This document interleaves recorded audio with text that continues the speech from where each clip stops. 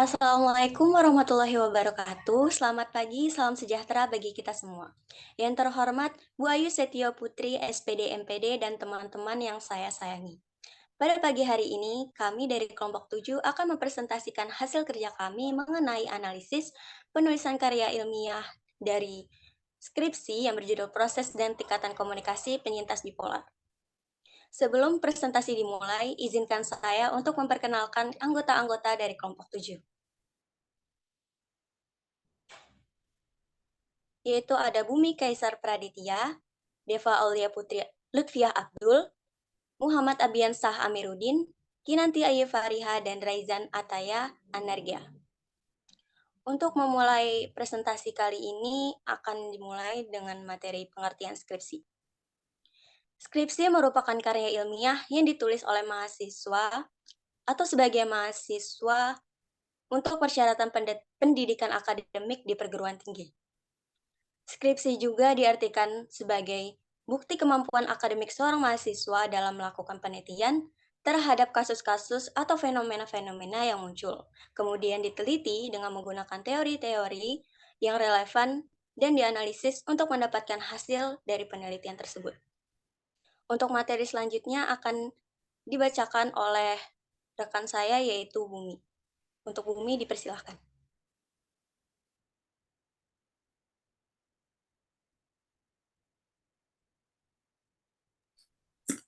Baik, selanjutnya yaitu adalah pengertian analisis. Menurut Abdul Majid, analisis adalah kemampuan menguraikan satuan menjadi unit-unit terpisah, membagi satuan menjadi sub-sub atau bagian, membedakan antara dua yang sama, memilih dan mengenai perbedaan di antara beberapa yang dalam satu kesatuan.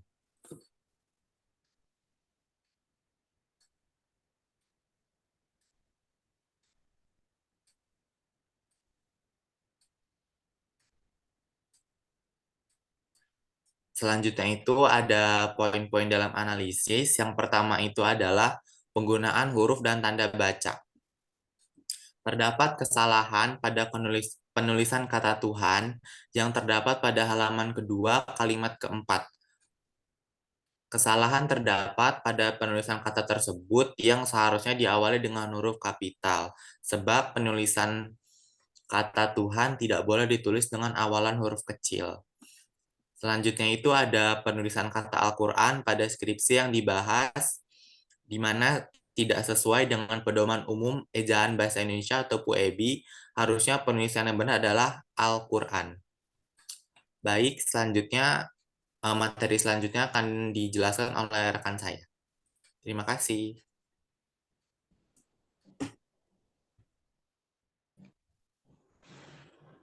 Penggunaan kata dasar, kata turunan, kata ulang, gabungan kata, kata ganti, kata depan, kata si, dan sang. Terdapat pula kesalahan penulisan pada kata antar pribadi yang dimana seharusnya jika mengikuti KBBI adalah antar pribadi.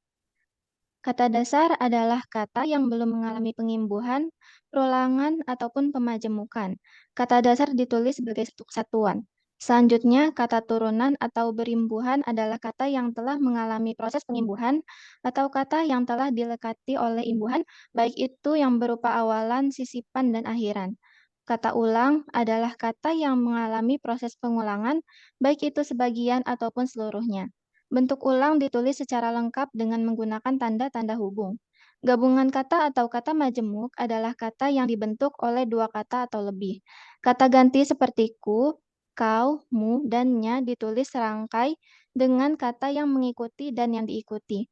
Kata depan seperti di, ke, dan ditulis terpisah dari kata yang mengikutinya, kecuali di dalam gabungan kata yang sudah lazim dianggap sebagai satu kata daripada dan kepada.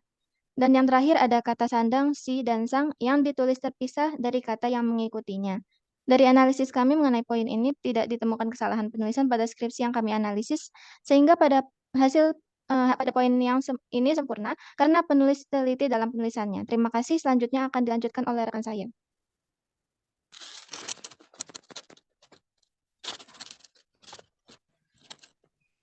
Paragraf Penggabungan kalimat yang berisi suatu gagasan utama atau ide pokok beberapa gagasan pendukung adalah arti paragraf. Menurut KBBI, paragraf adalah bagian bab dalam suatu karangan yang biasanya mengandung satu ide pokok dan penulisannya dimulai dengan garis baru. Adapun jenis paragraf berdasarkan isinya, yaitu paragraf deduktif, induktif, dan paragraf inversi.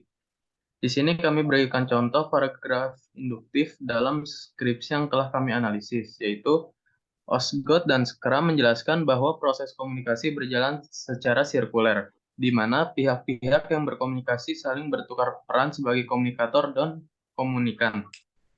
Sehingga respon atau umpan balik merupakan komponen penting dari proses komunikasi.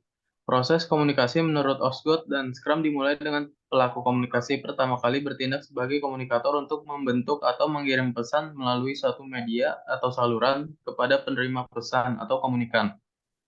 Proses ini disebut sebagai encoding. Kemudian pesan tersebut akan ditafsirkan oleh penerima pesan atau interpreting dan pesan tersebut akan diterima atau decoding.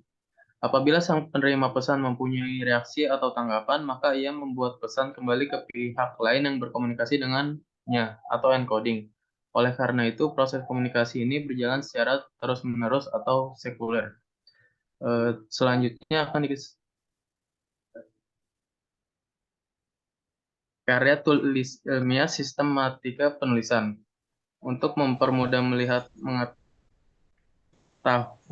pembahasan yang ada pada skripsi ini secara menyeluruh, maka perlu dikemukakan sistematika yang merupakan kerangka dan pedoman penulisan skripsi.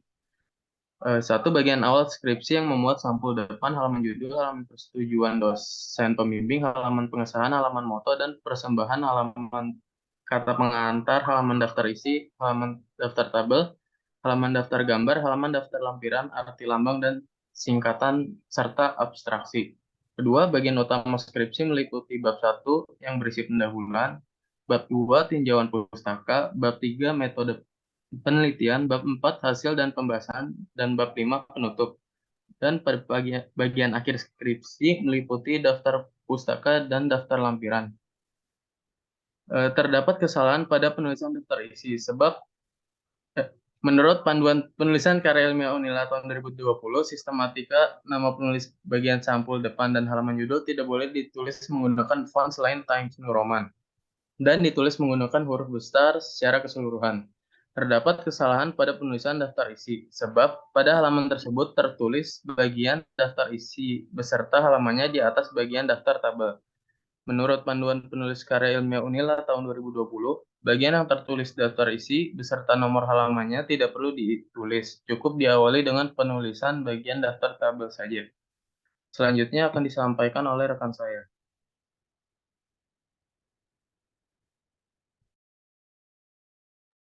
Baik, saya akan melanjutkan. Daftar pustaka atau daftar sumber rujukan harus memuat semua isi sumber rujukan yang mengacu pada naskah suatu karya ilmiah.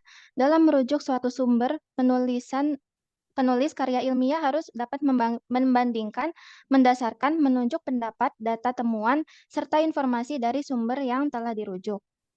Berikut adalah contoh kesalahan dalam penulisan daftar pustaka dari skripsi yang telah kami analisis beserta perbaikannya. Terima kasih. Selanjutnya akan dilanjutkan oleh rekan saya.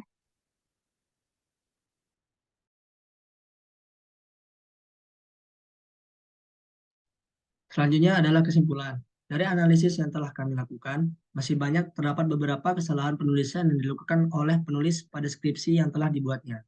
Kesalahan tersebut banyak meliputi penulisan kata kalimat, selebihnya ada beberapa kesalahan yang hanya terdapat pada penulisan daftar pustaka atau daftar rujukan.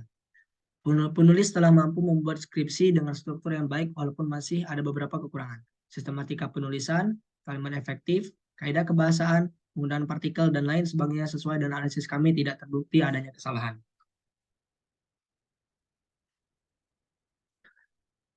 Yang terakhir, saran. Setelah kami melalui berbagai macam proses pada analisis skripsi ini, kami menyadari ada beberapa hal yang kami sarankan kepada para pembaca. Kami menyarankan bahwa pada saat penulisan skripsi harus lebih teliti kembali agar hasil skripsi yang akan dibuat tidak terdapat beberapa kesalahan. sehingga karya tersebut benar-benar sempurna dan tidak terjadi kesalahan baik dalam penulisan ataupun makna yang terkandung di dalamnya. Kami juga menyarankan kepada para pembaca agar selalu berlatih dalam penulisan karya tulis ilmiah agar kedepannya terbiasa dan memiliki pengalaman lebih dalam menulis sehingga dapat meminimalisir kesalahan-kesalahan yang ada pada karya tulis ilmiah yang Anda buat. Selanjutnya akan saya berikan kembali kepada moderator. Oke, sekian dari presentasi kami. Kami mohon maaf bila ada salah kata. Terima kasih sudah memperhatikan kami dan kami mohon izin untuk menyelesaikan presentasi kali ini. Terima kasih.